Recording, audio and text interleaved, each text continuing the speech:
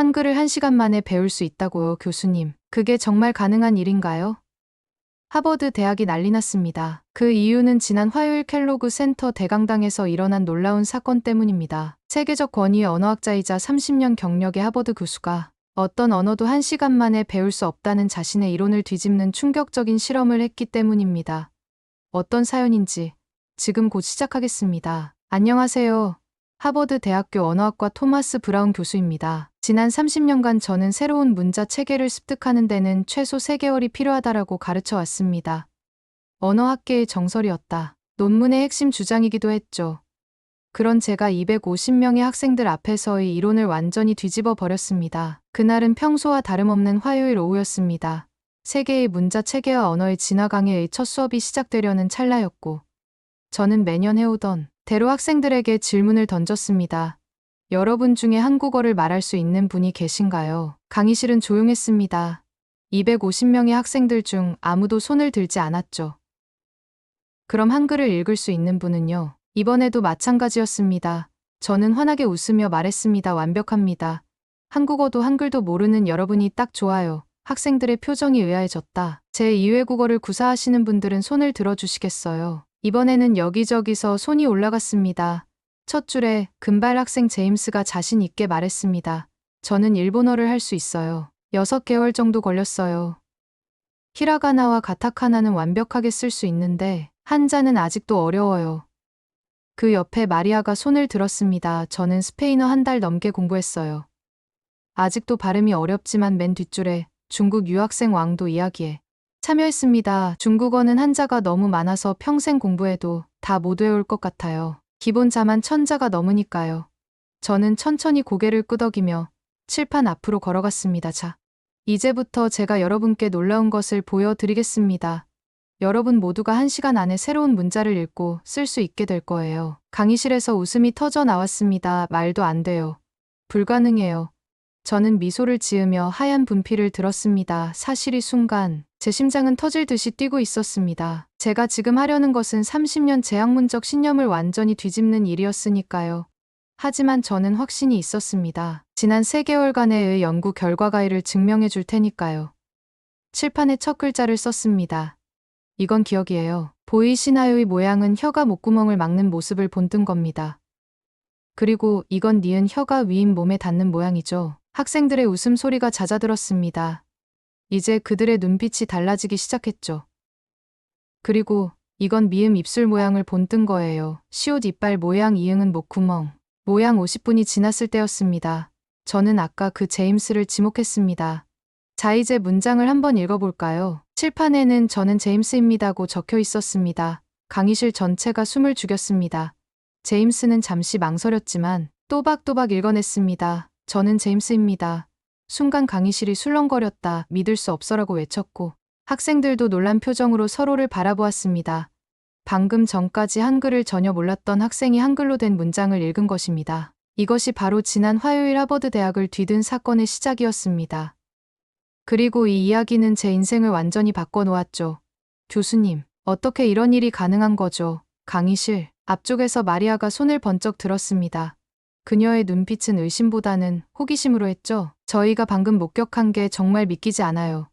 일본어를 배울 때는 히라가나만 익히는데도 몇 주가 걸렸는데 저는 잠시 강단을 천천히 걸었습니다.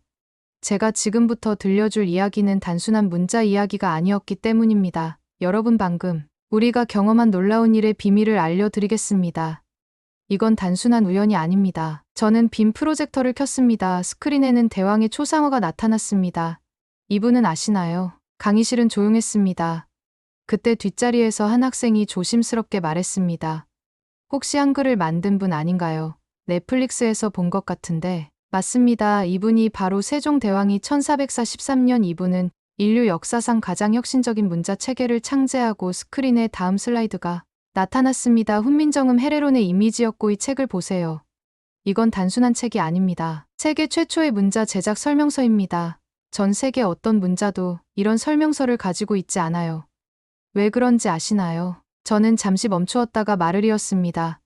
대부분의 문자는 수천 년에 걸쳐 자연스럽게 발전했습니다. 한자, 알파벳, 아랍 문자 모두 그렇죠. 하지만 한글은 달랐어. 처음부터 과학적인 원리로 설계된 문자였습니다. 과학적이라는 게 무슨 의미인가요? 컴퓨터 공학을 전공하는 마이클이 물었습니다. 저는 칠판으로 걸어가 인간의 발음 기관 도식도 그렸습니다. 보세요. 기억은 혀가 목구멍을 막는 모양. 니는 혀가 위심 몸에 닿는 모양 마치 해부학 교과서를 보는 것 같지 않나요? 학생들이 저도 모르게 자신의 입모양을 만져보기 시작했습니다.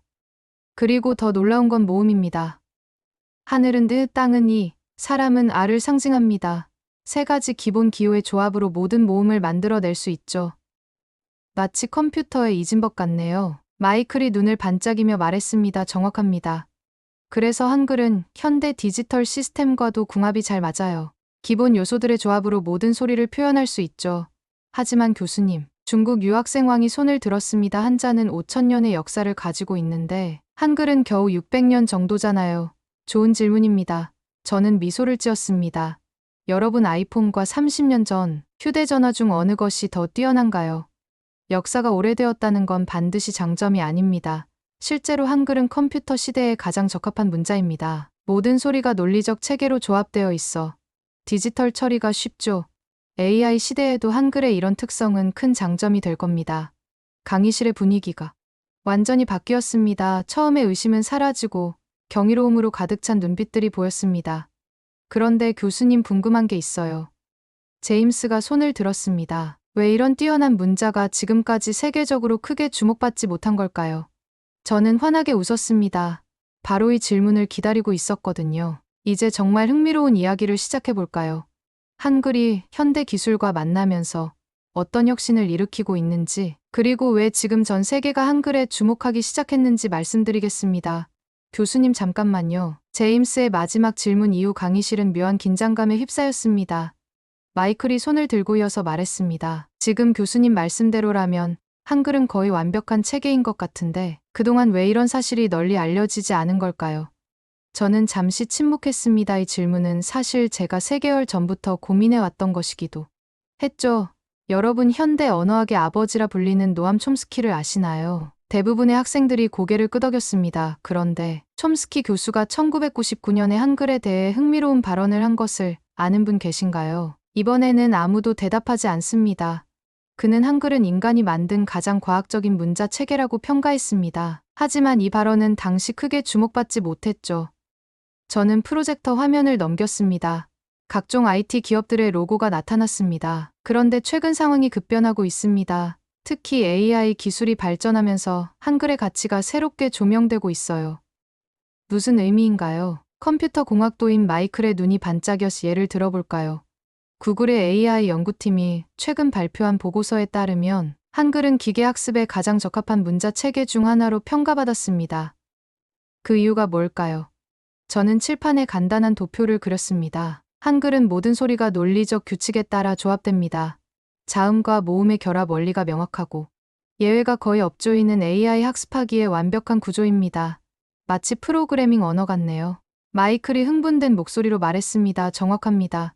실제로 일부 AI 연구자들은 한글의 구조를 자연어로 된 프로그래밍 코드라고 부르기도 해요. 그때 뒷자리에서 조용히 앉아있던 중국 유학생왕이 손을 들었습니다. 그렇다면 한자는 AI 시대에 불리한 건가요? 반드시 그렇지는 않습니다. 한자도 고유한 가치가 있죠. 하지만 적어도 기계학습과 디지털 처리 측면에서는 한글이 가진 체계성과 논리성이 큰 장점이 됩니다. 강의실에는 잠시 침묵이 흘렀습니다. 학생들은 각자의 방식대로의 새로운 정보를 소화하고 있는 듯 했습니다. 더 놀라운 사실은 따로 있습니다. 저는 다음 슬라이드를 보여주었습니다. 실리콘밸리의 주요 기업들이 최근 한글 전문가를 적극적으로 채용하기 시작했다는 거죠. 정말인가요? 여러 학생들이 동시에 물었습니다. 네, 특히 자연어 처리와 음성, 인식 분야에서 한글의 체계성이 분야 기술 발전의 핵심 역할을 할 것으로 기대되고 있거든요. 마리아가 손을 들었습니다. 그럼 앞으로 한글은 더 중요해질 거란 말씀이신가요? 그렇습니다. 사실 우리는 지금 매우 흥미로운 시대적 전환점에서 있습니다. 수백 년 동안 주목받지 못했던 한글이 AI 시대를 맞아 그 진가를 발휘하기 시작한 거죠. 저는 잠시 말을 멈추고 강의실을 둘러보았습니다. 학생들의 눈빛이 처음과는 완전히 달라져 있었습니다. 그리고 이제 여러분께 가장 놀라운 사실을 하나 더 알려드리려고 합니다. 바로 한글이 미래 우주 개발에서 어떤 역할을 하게 될지에 대해서 말이죠. 우주 개발이요. 한글이랑 무슨 관계가 있나요? 제임스가 궁금하다는 듯 물었습니다. 저는 프로젝터 화면을 다음 슬라이드로 넘겼습니다. NASA 스페이스의 로고가 나타났죠. 여러분, 우주 탐사에서 가장 중요한 것이 무엇일까요? 잠시 침묵이 흐르다가 한 학생이 조심스레 대답했습니다. 통신이 정확합니다. 우주에서의 통신은 지상과는 차원이 다릅니다.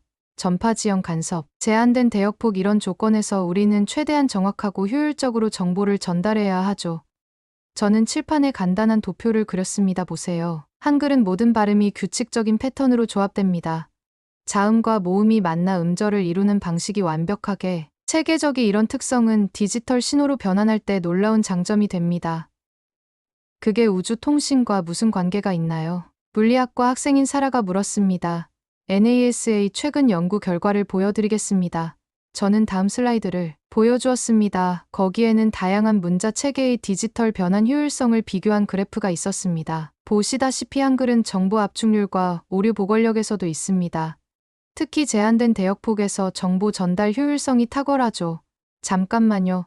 마이클이 손을 들었습니다. 그럼 실제로 우주 프로젝트에서 한글을 사용한다는 건가요? 아직은 연구 단계입니다. 저는 잠시 말을 고르다가 계속했습니다. 스페이스에게 화성 프로젝트 팀에서 한글 기반의 통신 시스템을 검토하고 있다는 소식이 있습니다. 강의실이 술렁거렸다. 문자 체계의 문제만은 아닙니다. 한글의 디지털 처리 용이성은 AI 결합했을 때 더욱 빛을 발하죠. 예를 들어 우주 탐사선의 자동 환급 시스템에서 음성 명령을 처리할 때, 제가 설명을 이어가려는 순간 맨 뒷줄에서 조용히 앉아있던 학생이 손을 들었습니다. 교수님, 질문이 하나 있습니다. 세종대왕은 이런 미래를 예측하고 한글을 만드신 걸까요? 저는 잠시 생각에 잠겼습니다. 정말 흥미로운 질문이었고 아마도 아닐 겁니다. 하지만 세종대왕은 과학적 원리에 기반한 문자를 만들고자 하셨어요. 그리고 그 과학적 원리가 500년이 지난 지금 우리가 전혀 예상치 못한 방식으로 빛을 발하고 있는 거죠. 강의실은 깊은 감동에 빠진 듯 했습니다. 한 명의 위대한 인물이 만든 문자가 수세기를 넘어 인류의 우주 진출에 영향을 미치게 될 것이라는 사실에 모두가 압도된 듯 했죠. 이제 더 놀라운 이야기가 남아 있습니다. 한글이 미래 의료 기술에서 어떤 역할을 하게 될지 들려드리죠. 이제 여러분께 정말 특별한 이야기를 들려드리고 싶습니다. 저는 프로젝터 화면을 바꾸었습니다. 조선시대 궁궐의 모습이 나타났고 그 옆에는 세종대왕의 초상화가 있었습니다. 여러분은 세종대왕이 어떤 분인지 아시나요? 강의실은 조용했습니다. 한 학생이 조심스럽게 손을 들었습니다. 한글을 만드신 분이요. 맞습니다. 하지만 그분이 왜 한글을 만드셨는지, 그 과정에서 어떤 어려움이 있었는지 아시나요? 저는 천천히 강단을 걸으며 말을 이었습니다. 1443년 조선의 제사 대신 매우 큰 고민에 빠져 있었습니다. 백성들 대부분이 글을 읽지 못했거든요. 당시 사용하던 한자는 배우기가 너무 어려웠기 때문입니다. 스크린에 조선시대 한자로 쓰인 문서가 나타났습니다. 보세요. 기본적인 한자만 수천을 알아야 글을 읽을 수 있었습니다. 이건 마치 여러분이 컴퓨터를 사용하기 위해 먼저 프로밍 언어를 3년간 배워야 하는 것과 같은 상황이었죠. 학생들의 표정이 공감하는 듯 바뀌었습니다. 그래서 세종대왕은 혁신적인 결정을 내립니다. 누구나 쉽게 배울 수 있는 새로운 문자를 만들자는 거였죠. 하지만 교수님, 한 학생이 손을 들었습니다. 당시 신하들이 반대하지 않았나요? 아주 좋은 지적입니다. 실제로 격렬한 반대가 있었어요. 1000년 동안 써온 한자를 버리고 새로운 문자를 만드는 것은 문화를 파괴하는 일이라고 비판했죠. 저는 훈민정음 해례본 이미지를 보여주었습니다. 하지만 세종대왕은 멈추지 않았습니다. 오히려 더 놀라운 일을 해냅니다. 당시 최고의 학자들을 모아 3년간 연구를 진행했고 마침내 훈민정음을 완성했죠. 와, 학생들 사이에서 탄성이 흘러나왔습니다. 더 놀라운 건 세종대왕이 단순히 새로운 문자를 만드는데 그치지 않았다는 겁니다. 그분은 문자, 창제의 원리를 상세히 기록한 해례문 함께 만드셨어요. 이건 정말 획기적인 일이었습니다. 저는 칠판에 한글의 기본 자음과 모음을 썼습니다. 보세요. 각 자음은 발음 기관의 모양을 본떴고 모음은 하늘과 땅의 과, 사람이 상징합니다. 이건 단순한 문자가 아니라 철학이 담긴 과학적 체계였다 같네요. 컴퓨터 공학도인 마이클이 말했습니다. 정확합니다. 세종대왕은 사실상 15세기의 액 디자이너였던 거죠. 사용자 경험을 최우선으로 고려한 문자를 설계하신 겁니다. 강의실에는 경이로운 분위기가 감돌았습니다. 결과는 어땠을까요? 한글이 반포된 후 백성들은 일주일이면 읽고 쓰는 법을 배웠다고 합니다. 문맹이었다. 사람들이 자신의 이야기를 직접 쓸 수 있게 된 거죠. 저는 잠시 말을 멈추고 학생들을 바라보았습니다. 여러분, 이게 바로 진정한 혁신입니다. 기존 질서에 도전하면서도 과학적 원리를 바탕으로 모든 사람을 위한 솔루션을 만들어낸 거죠. 오늘날의 실리콘밸리도 이런 혁신을 꿈꾸고 있지 않나요? 강의실은 완전한 침묵에 빠졌습니다. 학생들의 눈빛에서 깊은 감동이 느껴졌습니다. 자, 여러분, 방금 우리는 세종대왕의 위대한 꿈에 대해 이야기했습니다. 그런데 그 꿈이 지금 지구 반대편에서 새롭게 피어나고 있다는 사실을 아시나요? 저는 인도네시아 지도를 보여주었습니다. 술라웨시 섬의 작은 도시 바우바우가방시에는 매우 특별한 부족이 살고 있습니다. 바로 찌아찌아족입니다. 이들에게는 놀라운 비밀이 있는데 그때 마리아가 손을 들었습니다. 무슨 비밀인가요? 이 부족은 지금 한글을 사용하고 있어요. 강의실이 술렁거렸다. 부족이 한글을 저는 프로젝터에 한 영상을 띄웠습니다. 찌아찌아족 아이들이 한글로 글을 쓰고 읽는 모습이었죠. 2009년 찌아찌아족은 중대한 결정을 내립니다. 자신들의 고유한 언어를 표기할 문자로 한글을 채택한 거죠. 그들에게는 자신들만의 언어는 있었지만 그것을 기록할 문자가 없었거든요. 왜 하필 한글을 선택했을까요? 제임스가 궁금하다는 듯 물었습니다. 찌아찌아 부족의 족장님은 이렇게 말씀하셨습니다. 한글이 우리를 살렸습니다. 저는 잠시 말을 멈추고 학생들의 반응을 살폈습니다. 문자가 없던 그들은 자신들의 역사와 문화를 기록으로 남길 수 없었습니다. 자신들의 이야기를 글로 쓸 수 없었죠. 하지만 한글을 만난 후 모든 것이 바뀌었습니다. 크린에는 찌아찌아족 아이들이 한글로 쓴 일기장이 나타났습니다. 놀라운 거니 아이들이 불과 몇 주 만에 한글을 완벽하게 익혔다는 겁니다. 그들의 언어 발음과 한글의 과학적 체계가 완벽하게 들어맞았기 때문이죠. 그럼 다른 나라들도 한글에 관심을 보이나요? 누군가 물었습니다. 현재 여러 소수 민족들이 한글 도입을 검토하고 있습니다. 태국의 일부 소수민족, 몽골의 일부 지역지, 아프리카의 몇몇 부족들도 관심을 보이고 있죠. 마이클이 손을 들었습니다. 그런데 교수님, 이건 마치 디지털 시대의 오픈소스 운동 같네요. 누구나 자유롭게 사용할 수 있는 문자 체계라는 정확한 통찰 아닐까요? 세종대왕은 500년 전에 이미 오픈소스 문자를 만드신 거죠. 모든 사람이 쉽게 배우고 사용할 수 있는, 그러면서도 과학적으로 완벽한 시스템을. 강의실은 깊은 감동에 빠졌습니다. 찌아찌아족의 한 어린이는 이렇게 말했다고 합니다. 이제 저는 제 할머니의 이야기를 글로 쓸 수 있어요. 우리 부족의 역사가 사라지지 않을 거예요. 저는 잠시 말을 멈추었습니다. 이것이 바로 세종대왕이 꿈꾸던 것이 아니었을까요? 모든 사람이 자신의 이야기를 쓸 수 있는 세상. 그 꿈이 500년이 지난 지금 지구 반대편에서 새롭게 피어나고 있는 겁니다. 제가 오늘 마지막으로 들려드릴 이야기가 있습니다. 저는 프로젝터를 끄고 교실의 불을 환하게 켰습니다. 여러분, 제가 왜 갑자기 한글에 매료되었는데 아시나요? 학생들이 호기심 어린 눈빛으로 저를 바라보았습니다. 6개월 전 제 딸 엠마가 자폐증 진단을 받았습니다. 말을 잘하지 못했죠. 수많은 치료사를 찾아다녔지만 뚜렷한 진전이 없었습니다. 강의실이 조용해졌습니다. 그러던 어느 날 우연히 한국의 한 연구 논문을 보게 되었어요. 자폐아 언어 교육에 한글을 활용한다는 내용이었죠. 처음에는 반신반의했습니다. 저는 잠시 말을 멈추고 주머니에서 작은 수첩을 꺼냈습니다. 이건 엠마의 첫 일기장입니다. 한글로 쓴 거예요. 학생들의 눈이 커졌습니다. 믿기 어려우시겠지만 엠마는 3주 만에 한글을 익혔습니다. 그리고 처음으로 자신의 감정을 글로 표현하기 시작했죠. 아빠 사랑해요. 이게 엠마가 한글로 쓴 첫 문장이에요. 강의실에서 작은 탄성이 들렸습니다. 지금 엠마는 매일 한글로 일기를 씁니다. 말하기는 아직 서툴지만 한글로는 자신의 모든 생각을 표현할 수 있죠. 이건 기적입니다. 저는 화면에 최신 뉴스들을 보여주었습니다. 보세요. 애플, 구글, 테슬라의 회사들이 왜 갑자기 한글 전문가를 찾고 있을까요? AI 음성 인식의 정확도를 높이기 위해서입니다. 한글이 가진 과학적 체계성이 AI 학습에 완벽한 해답을 제공하고 있거든요. 삼성전자의 스마트폰이 전 세계 시장을 석권하고 현대자동차가 테슬라를 바짝 추격하고 BTS 빌보드를 점령하는 이유의 모든 것의 바탕에는 한글이 있습니다. 논리적이고 창의적인 사고를 가능하게 하는 한글이야말로 한국의 혁신을 이끄는 원동력인 거죠. 마이클이 손을 들었습니다. 교수님. 그럼 앞으로 한글은 어떻게 될까요? 저는 환하게 웃었습니다. 최근 NASA 흥미로운 발표를 했습니다. 화성 탐사선과 통신 시스템에 한글의 원리를 도입한다는 거죠. 우주에서도 가장 정확하고 효율적인 통신이 가능한 문자가 바로 한글이니까요. 여러분 500년 전 세종대왕은 백성을 사랑하는 마음으로 한글을 만드셨습니다. 그런데 그 사랑이 이제는 전 인류를 위한 선물이 되었습니다. 한글은 이제 더 이상 한국만의 문자가 아닙니다. 인류의 미래를 밝히는 빛이 된 거죠.